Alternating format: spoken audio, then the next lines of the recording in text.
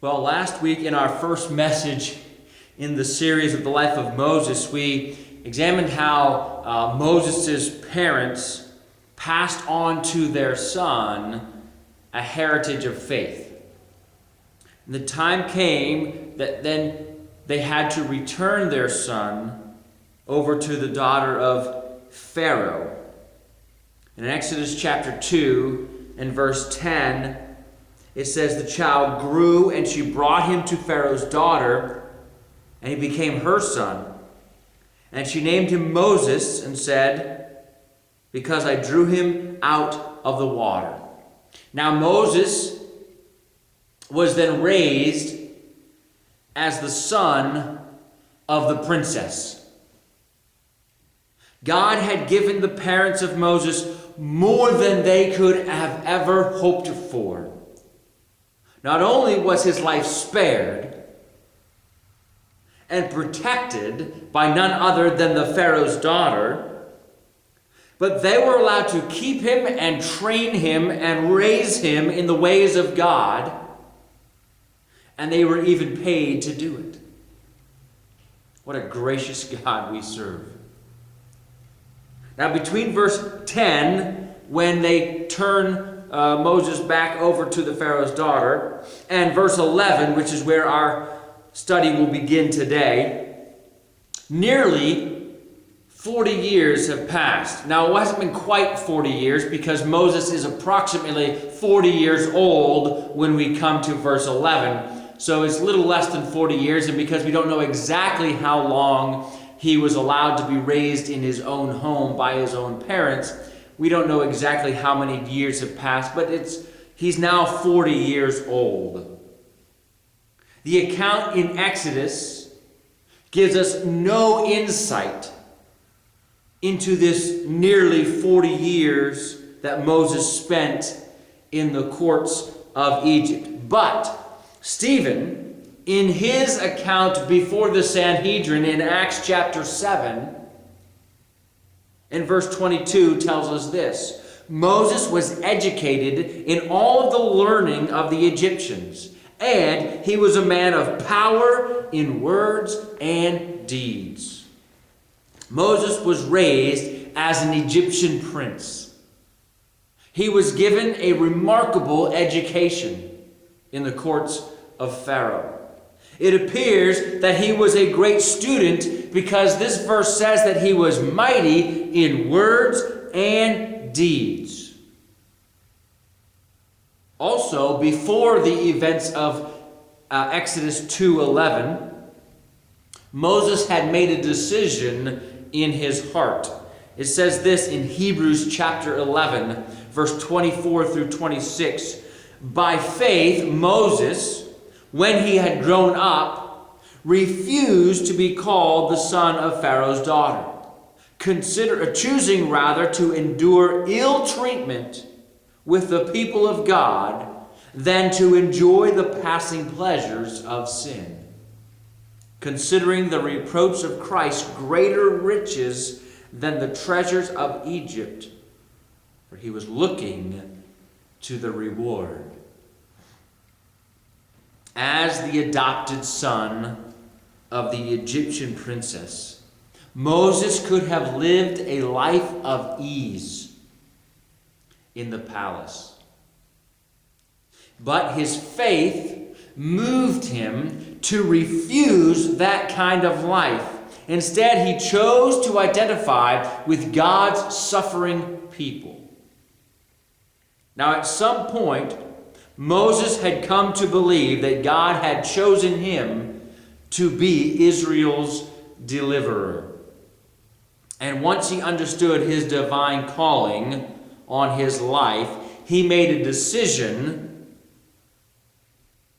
to give himself sacrificially to his people. He was ready for action. Again, we go to Stephen's account in Acts chapter 7, verse 23. "But when he was approaching the age of 40, it entered his mind to visit his brethren, the sons of Israel. Now, this was more than just a casual visit. It was more than just an attempt on Moses' part to hang out with some friends. This encounter had a God-given purpose attached to it. God was preparing Moses for the hour of deliverance by encouraging his relationship with the Hebrew people. Now, in Moses' attempt to connect with his people, his natural leadership skills were activated. And he found himself attempting to help them with their differences and their conflicts. In Acts chapter 7, again, we see this in verse 26. On the following day, he appeared to them as they were fighting together, and he tried to reconcile them in peace, saying, Men, you are brethren. Why do you injure one another? Now, why is Moses sticking his nose in other people's business? Well, the previous verse gives us a glimpse. Acts 7:25. He supposed that his brethren understood that God was granting them deliverance through him. But they did not understand. One fact is sure. Moses knew that God had destined him as the Hebrew leader before he ever fled Egypt. Moses' time that he spends in the desert, which we will see next week, only stands to confirm this call on his life.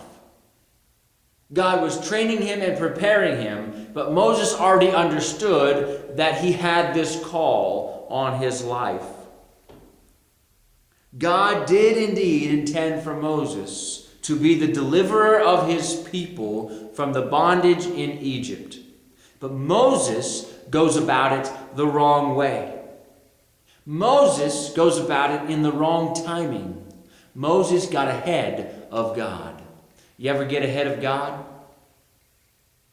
You're living your life and you think you have things figured out. You're pretty sure you know what God wants you to do. And so you run headlong into whatever it might be and you get ahead of God. The timing isn't right. The way you do it isn't right. And things don't go as you had hoped for. That's where we see Moses today. Exodus chapter 2, verse 11 and 12 says this. Now it came about in those days when Moses had grown up that he went out to his brother and looked on their hard labors, and he saw an Egyptian beating a Hebrew, one of his brethren. So he looked this way and that, and when he saw there was no one around, he struck down the Egyptian and hid him in the sand. Now, Moses saw the abuse. He saw the oppression of his fellow Hebrews, and his heart goes out to them. He doesn't want them to suffer. He believes God has called him to be the deliverer of his people, and he'll take out the Egyptians one by one if he has to. And so on this particular day, as he witnessed one of the Egyptian taskmasters beating one of the Hebrew slaves, he could not stand it any longer. Moses was rash. He was impatient. He was headstrong. He headed for trouble. Verse 12 says he looked this way and that. Unfortunately, he never looked up. He knew God had a plan to use him to deliver the Hebrew people, but the problem was he never bothered to look up and ask God, God, how do you want me to do this? What is your plan? What is your way? What's your timing? You see, he was trying to do God's will in his own way, according to his own timetable. And that is far too often the problem in our lives. We have a good understanding of what God wants us to do, but things aren't happening fast enough for us, perhaps. We become anxious. We get ahead of God. Moses was no doubt a hard worker, but the problem was the same problem that many of us have. When things in life get all tangled up, Moses thought he could take care of it by himself. You know, I got myself into this mess, I'll get myself out of it, that kind of attitude. And when we get to that point where we are, when we get to that point where we think we can handle it, right? When we think, I got myself into it, I'll get myself out of it kind of deal, that's when we are in great danger. You know, it's one thing to do God's will, follow God's plan, but it's another thing altogether to do that plan in God's timing, not ours. We get ourselves into situations where we've made some major decisions, but we've left God out completely. We took a job without praying about it first. We made a large purchase without consulting Him first. And then we say, hey God, come and bless this mess that I've gotten myself into.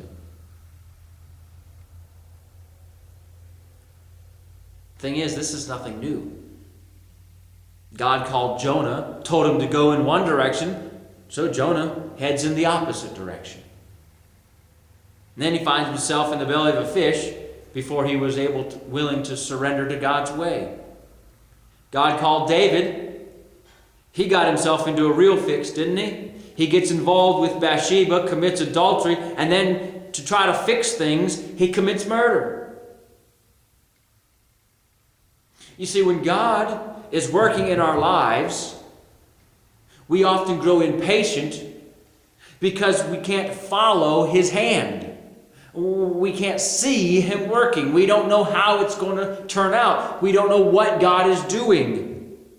He's not working fast enough. And so we attempt to take matters into our own hands. Now, did that cruel Egyptian deserve to be punished? Yes. Was it wrong to beat the Hebrew people as he did? Of course. But when Moses stepped in and tried to help, he was energized by the flesh, not by the Spirit of God. Chuck Swindoll, in his book, Moses, a Man of Selfless Dedication, puts it this way.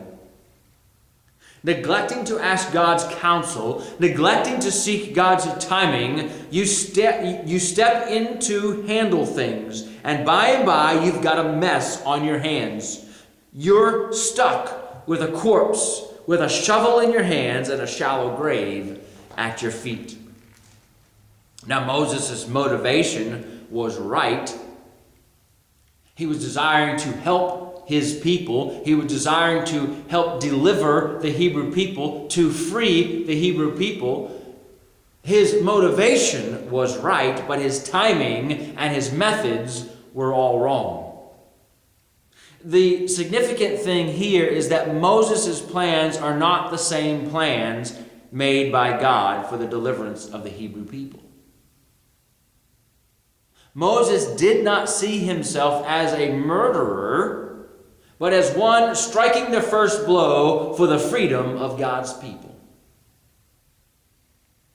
Moses, desiring to carry out God's plan for the deliverance of the Hebrew people, eager to do great things for God, forced a situation that led to personal disaster. You ever been there? There's a principle that we need to recognize here. God will not bless what He has not designed. Don't get ahead of God. What happens in our story here? Verse 13. He went out the next day. This is Moses. He went out the next day, and behold, two Hebrews were fighting with each other. And he said to the offender, "Why are you striking your companion?" But He said, "Who made you prince or judge over us? Are you intending to kill me as you killed the Egyptian?" Then Moses was afraid and said, "Surely the matter has become known." Moses knew that he had been called to be the deliverer of the Hebrew people. He supposed that everyone else knew it as well, that everyone else recognized that God had set him apart for this special task. But instead, when he tries to stop a fight between two Hebrew people, he can't believe what their response is. Basically, one of the men says, "Hey, Mr. High and Mighty, who died and left you in charge? Right? You're not our leader. Are you going to kill us if we don't do what you say?" And now Moses is afraid because his secret is out. And if they knew what he had done, then Pharaoh either knew or would soon know.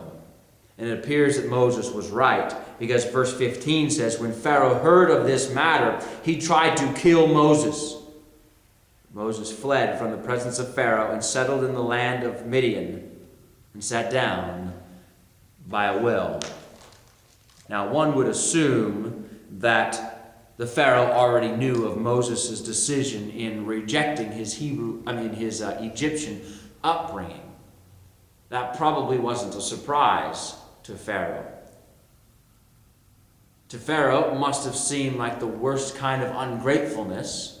I raised you, I gave you a great education, I gave you anything and everything you could have wanted or hoped for, and now you're rejecting all of that. But it was one thing for Moses to reject his upbringing in Pharaoh's home, reject his education, reject the Egyptian culture and all of that. But now Pharaoh hears that Moses actually killed an Egyptian official. And there was only one kind of remedy for a disloyal and out-of-control prince. He had to be killed. Now, the only option available to Moses was to flee to some place that the power of Pharaoh could not reach him. And so he fled to the desert in the land of Midian. He must have thought, as he made this journey, that his life was over. That God could not and would not ever use him again. He was wrong, of course, but it would take him another 40 years to realize it. We'll leave the lessons learned in the school of the desert till next time. But for now, the lesson for us is this. It is only when we have come to the end of our self-led life that God can begin to work in our lives. You see, as Moses ran, he must have thought his life was over. God can't use me now. I'm finished. You ever felt that way? You work, you try so many things, you push yourself, but you just get nowhere. Here's the good news. When you get to that point, you may be closer to a spiritual breakthrough than you think. When we attempt to live our lives in our own strength, when we take matters into our own hands, ultimately we end up in the desert, alone, wondering, will God ever use me again? It is then that you discover what God is saying in Psalm 46:10. Cease striving, or in some translations, be still and know that I am God. After Moses returned from his time in the desert of Midian 40 years later, he was a different man. One ready for years of selfless and obedient service. But he had to come to the end of himself. He had to come to the point where he was ready and willing to say, I cannot do this myself. And it took him 40 years in the desert to learn that lesson. Perhaps the only good thing about failure is that God uses our failure to teach us important lessons. First, we learn through failure that no matter how talented we are, how educated we may be, without God, we can do nothing. We need God. We're completely dependent on Him. And if we are going to accomplish anything of any importance, we must stay connected to Him. Jesus tells us in John 15:5, I am the vine and you are the branches. He who abides in me and I in him, he bears much fruit. For apart from me, you can do nothing. Or how about Zechariah 4:6? Not by might, nor by power, but by my Spirit, says the Lord of hosts. You see, we don't accomplish things. We don't accomplish God's will, God's plan, by our trying harder. We do it by the power of His Spirit. The second thing God teaches us through our failures is that we mess things up if we persist in our way instead of pursuing God's way. There was a little boy about the age of 5. He was always getting his shoestrings tied in a knot. He could never get it out. So, like kids will often do, they pull on that string with everything they've got. Problem is, the only thing he was accomplishing was making the knot tighter. And rather than bringing the problem to his father first, he took the problem to his father after he had struggled and got the knot so tight that it would almost take an act of God to undo it. Now the dad would tell his son over and over, son, don't pull on the strings. If you can't get it untied, come to me. I'll help you. The son would say, well, Dad, I kept thinking I could do it myself. So I just kept pulling harder. You know, our walk with Christ can be a lot like that. Many times we get ourselves into a tangled mess. And we don't want to admit the real problem. We caused it. We're responsible. So what do? We just pull harder and harder. And it takes an act of God to get us out. You know, at those moments, it's as though God is saying, be still. Be quiet. Just let go and I'll untie the knot. I'll get you out of this mess. Isaiah 55 verses 8 and 9 says, for my thoughts are not your thoughts, nor are my ways your ways, declares the Lord. For as the heavens are higher than the earth, so are my ways higher than your ways, and my thoughts than your thoughts. God has a plan. He has a way. He's thinking things towards you and about you and for you that are vastly different than what you are thinking or planning. And so rather than just pulling harder, getting ourselves deeper and deeper into the mess, let go and realize God has something so different in mind. We need to let Him have His way. The final lesson that God can teach us through the failure of our own plans is that God is capable of working for us and in us in spite of us.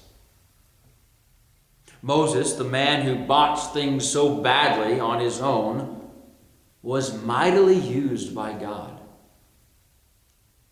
His name is mentioned over 700 times in the Bible. One could make the case that he was used by God in a greater way than any other person in the Old Testament. This was only possible, though, because Moses, through failure, learned to follow God's plans rather than his own. And if Moses can rise from failure to be used by God, then so can we. Just surrender to him. God bless.